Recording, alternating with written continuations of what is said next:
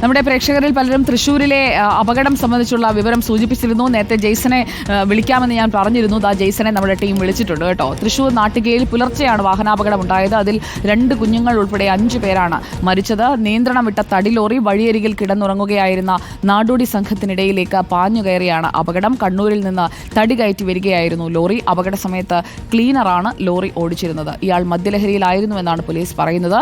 Lorry ഡ്രൈവറും ക്ലീനറും ഇപ്പോൾ പോലീസിന്റെ കസ്റ്റഡിയിലുണ്ട്. വിവരങ്ങളുമായി ജെയ്സൺ ചാമോളപ്പിൽ നമുക്കൊപ്പം ചേരുന്നു. ജെയ്സൺ, ഈ പ്രഭാതത്തിൽ തന്നെ 5 പേരുടെ മരണവാർത്തയാണ് നമുക്ക് കേൾക്കേണ്ടി വരുന്നത്. ഇതൊരു ഹിറ്റ് ആൻഡ് റൺ കേസ് പോലെ ഉറങ്ങിക്കിടക്കുകയായിരുന്ന മനുഷ്യർക്കിടയിലേക്കാണ് ഈ ലോറി അവരുടെ ജീവൻ എടുക്കാൻ പാഞ്ഞു കയറിയത്. എങ്ങനെയാണ് ഈ അപകടമുണ്ടായത്? ഇന്ന് പുലർച്ചെ ഏതാണ്ട് 3:45-നും 4-നും ഇടയിലായിരുന്നു സംഭവം. സുജയ, ഈ ദേശീയപാതയുടെ നിർമ്മാണ പ്രവർത്തനങ്ങൾ നടന്നു വരികയായിരുന്നു. ഒരു ഭാഗത്ത് ബാരിക്കേഡുകൾ വെച്ച് അടച്ചിട്ടുണ്ടായിരുന്നു. ഈ ബാരിക്കേഡുകൾ തകർത്താണ് കണ്ണൂരിൽ നിന്ന് വന്ന തടി കയറ്റിയ ലോറി ഈ നാടോടികൾ കിടന്നുറങ്ങിയിരുന്ന ഭാഗത്തേക്ക് ഇടിച്ചു കയറിയത്. ഇതിൽ ഉടൻ തന്നെ ആ സംഭവ സ്ഥലത്ത് വെച്ച് തന്നെ 5 പേർ മരിച്ചു. അതോടൊപ്പം തന്നെ ഏകദേശം 12ഓളം പേരാണ് ഇവിടെ ഈ രീതിയിൽ കിടന്നുറങ്ങിയിരുന്നത്. പലരുടെയും നില ഗുരുതരമാണ്. 4 പേരുടെ നില ഗുരുതരമാണ്. അവരെ ജില്ലാ ആശുപത്രിയിൽ പ്രവേശിപ്പിച്ചിട്ടുണ്ട്. കാളിയപ്പൻ, അതുപോലെ തന്നെ ജീവൻ, നാഗമ്മ, ബംഗാരി, വിശ്വ എന്നവരാണ് പ്രധാനമായും മരിച്ചവരുള്ളത്. 7 പേരെ തൃശൂർ മെഡിക്കൽ കോളേജ് ആശുപത്രിയിലേക്ക് മാറ്റിയിട്ടുണ്ട്. നാട്ടികയിലുള്ള JK തിയേറ്ററിനടുത്ത് വെച്ചാണ് ഈ സംഭവം ഉണ്ടാകുന്നത്. പ്രധാനമായും ക്ലീനറാണ് ഈ ലോറി ഓടിച്ചിരുന്നത്. മദ്യലഹരിയിലായിരുന്നു എന്ന സംശയമുണ്ട്. അവർ ഉറങ്ങിപ്പോയതാണോ എന്നത് സംശയമുണ്ട്. ഇരുവരെയും പോലീസ് കസ്റ്റഡിയിൽ എടുത്തിട്ടുണ്ട്. അതിദാരുണമായ ഒരു വാർത്തയാണ് രാവിലെ തന്നെ നമുക്ക് നൽകേണ്ടി വരുന്നത്. പ്രധാനമായും ഗോവിന്ദാപുരം ചെമ്മണം താമസിക്കുന്നവരാണെന്നാണ് പ്രാഥമികമായ വിവരം. സംബന്ധിച്ച കൂടുതൽ വിശദാംശങ്ങൾ പോലീസും പരിശോധിച്ച് വരികയാണ്. മറ്റ് 4 പേരുടെ നില ഇപ്പോൾ ഗുരുതരമായി തുടരുന്നു. സുജിയ, ജെയ്സൺ, ഈ രാത്രികാല ട്രാഫിക് പോലീസ് പട്രോളിംഗ് ഉണ്ടായിരുന്നെങ്കിൽ നാട്ടികയിലെ പോലെ ഉള്ള അപകടങ്ങൾ ഒഴിവാക്കാമായിരുന്നില്ലേ എന്ന് നമ്മുടെ ഒരു പ്രേക്ഷകൻ ഹരിദാസ് പറയുന്നുണ്ട്. ഈ ഒരു വഴി അതൊരു അപകട സാധ്യതയുള്ള വഴിയാണോ? ഇവർ മദ്യപിച്ചതാണോ പ്രശ്നമായത്? അത്തരത്തിൽ ഏതെങ്കിലും രീതിയിലുള്ള പോലീസിന്റെ ഭാഗത്തുനിന്നൊരു വീഴ്ച ഇക്കാര്യത്തിൽ ഉണ്ട് എന്ന് നമുക്ക് പറയാനാവില്ല. ദേശീയപാതയുടെ നിർമ്മാണം, തീരദേശ പാതയുടെ നിർമ്മാണം നടന്നു വരികയാണ്. ഈ ഭാഗത്ത് നിരവധി ബാരിക്കേഡുകൾ വെക്കുന്നുണ്ട്. വാഹനങ്ങൾ വഴി തിരിച്ചു വിടുവാൻ വേണ്ടിയിട്ടുള്ള മുന്നറിയിപ്പുകളുണ്ട്. ഇത്തരത്തിൽ ബാരിക്കേഡ് വെച്ച് മറച്ചിരുന്ന ഭാഗത്ത് ആ ബാരിക്കേഡ് പോലും ഇടിച്ചു തകർത്താണ് പ്രധാനമായും ഈ ലോറി, അതും തടി കയറ്റിയ ലോറി ആളുകളുടെ ദേഹത്തുകൂടെ കയറിറങ്ങിയാൽ എന്തായിരിക്കും സ്ഥിതി എന്ന് നമുക്ക് ഊഹിക്കാവുന്നേ ഉള്ളൂ. അത്രയേറെ മോശം അവസ്ഥയിലായിരുന്നു മൃതദേഹങ്ങൾ എന്നാണ് ദൃക്സാക്ഷികൾ പറയുന്നത്. ഇയാൾ മദ്യപിച്ചിട്ടുണ്ട് എന്ന സംശയം പോലീസ് ഉണ്ട്. അതോടൊപ്പം അത് സംബന്ധിച്ച പരിശോധന ഇപ്പോൾ പോലീസ് നടത്തുകയാണ്. ഇപ്പം ക്ലീനറാണ് ലോറി ഓടിച്ചിരുന്നത്. ഉറങ്ങിപ്പോയതാകാനുള്ള സാധ്യതകളാണ്. അതുകൊണ്ട് തന്നെയാണ് ഡിവൈഡർ ഉള്ളത് കാണാൻ കഴിയാതിരുന്നത്. അല്ലെങ്കിൽ ഡിവൈഡർ കാണുമായിരുന്നു എന്നാണ് പോലീസും പറയുന്നത്. ഏതായാലും അതിദാരുണമായൊരു അന്ത്യമായിപ്പോയി, അതിദാരുണമായ സംഭവമായിപ്പോയി പുലർച്ചെ തന്നെ നമുക്ക് റിപ്പോർട്ട് ചെയ്യേണ്ടി വരുന്നത്. 2 കുഞ്ഞുങ്ങളുമുണ്ട് ജെയ്സൺ, അതാണ് അതിലെ ഏറ്റവും സങ്കടകരമായ കാര്യം. ഇതൊരു കുടുംബമാണോ ഈ 5 പേരും? ഇത്തരത്തിൽ ഒരു സംഘങ്ങളായി നാടോടി സംഘങ്ങൾ വലിയ തോതിൽ ഒരു കുടുംബത്തിലെ ആളുകളാണോ എന്ന കാര്യത്തിൽ ഇപ്പോഴും വ്യക്തതയില്ല. 1 വയസ്സുള്ള കുട്ടിയാണ് വിശ്വ എന്ന് പറയുന്നത്. ആ കുട്ടി ഉൾപ്പെടെയാണ് ഈ അപകടത്തിൽ മരണം സംഭവിച്ചിരിക്കുന്നത്. ഒരു കുടുംബത്തിലെ തന്നെ ആയിരിക്കാനുള്ള സാധ്യതയാണ്. സംബന്ധിച്ച സ്ഥിരീകരണം ഇനിയും ലഭിക്കേണ്ടതുണ്ട്. കാരണം നാടോടികളാണ് ഇവർ. അതുകൊണ്ട് തന്നെ ഇവരെ സംബന്ധിച്ചുള്ള കൂടുതൽ വിവരങ്ങൾ പെട്ടെന്ന് ലഭ്യമാവുക എളുപ്പമല്ല.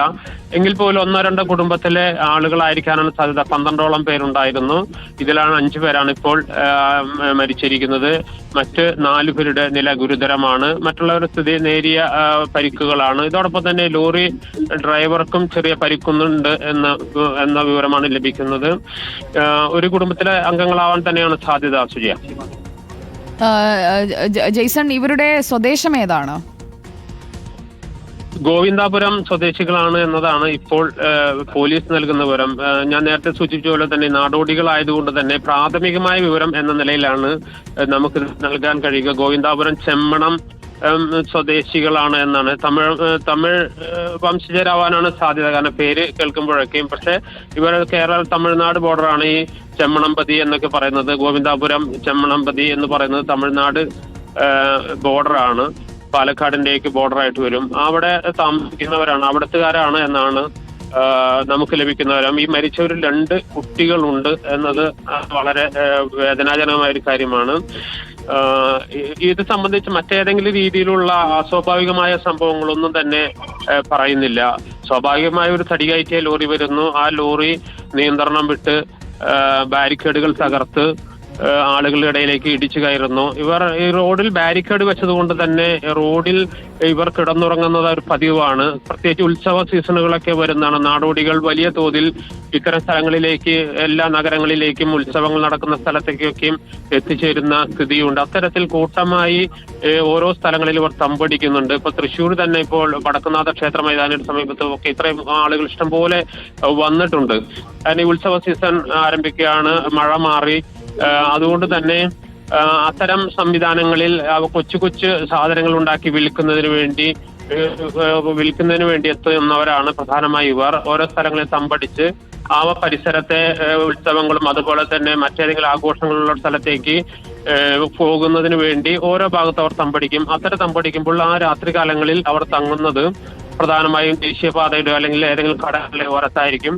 അത്തരത്തിൽ കടകളുടെയും ദേശീയപാതയുടെയൊക്കെ ഓരത്ത് കിടക്കുന്നതിന്റെ ഒരു സംഭവമാണ് ഇപ്പോൾ ഉണ്ടായിരിക്കുന്നത്. ദേശീയപാത നിർമ്മാണം നടക്കുന്നതിന്റെ ഭാഗത്ത് തന്നെയാണ് അവർ കിടന്നത്.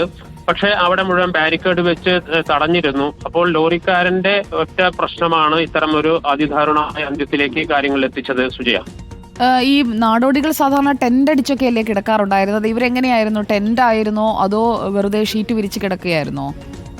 ചെറിയ ടെന്റുകളൊക്കെ ഉണ്ടായിരുന്നു അവിടെ. ഇവര് 12 പേരുണ്ട്. അതുകൊണ്ട് തന്നെ കുറച്ചു പേർ അരികിൽ മാറിക്കിടക്കുകയും മറ്റുള്ളവർ ടെന്റിൽ കിടക്കുകയും, ടെന്റ് അടിച്ച് തന്നെയാണ് ഇവർ കിടന്നിരുന്നത്. ചെറിയ ടെന്റുകൾ ഉണ്ടാക്കി അതിൽ കിടക്കുകയായിരുന്നു.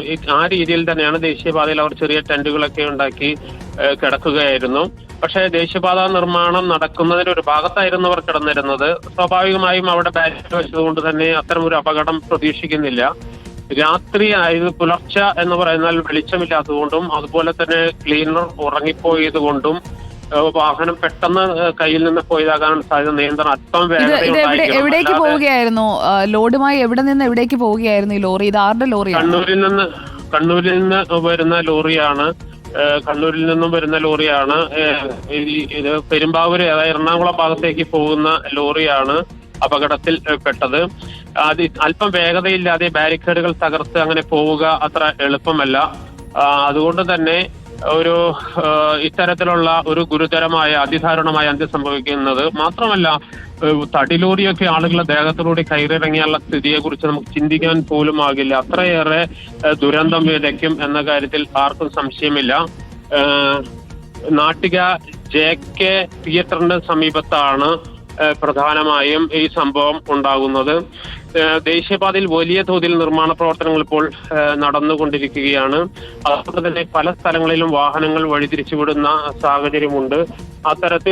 അത്തരത്തിൽ വാഹനങ്ങളെ വഴിതിരിച്ചുവിടുന്നതിന് വേണ്ടി ബാരിക്കേഡുകൾ സ്ഥാപിച്ചിട്ടുണ്ട്. അത്തരം നിരവധി ബാരിക്കേഡുകൾ. അതുകൊണ്ട് തന്നെ രാത്രികാലങ്ങളിലൊക്കെ യാത്ര ചെയ്യുമ്പോൾ വളരെ ശ്രദ്ധയോടുകൂടി മാത്രമേ ദേശീയപാതയിലൂടെ യാത്ര ചെയ്യാൻ കഴിയൂ. അത്തരത്തിലുള്ള ശ്രദ്ധ ഇല്ലായ്മയായിരിക്കാം ഒരുപക്ഷെ ഇത്തരം ദുരന്തത്തിലേക്ക് എത്തിച്ചത്. മാത്രം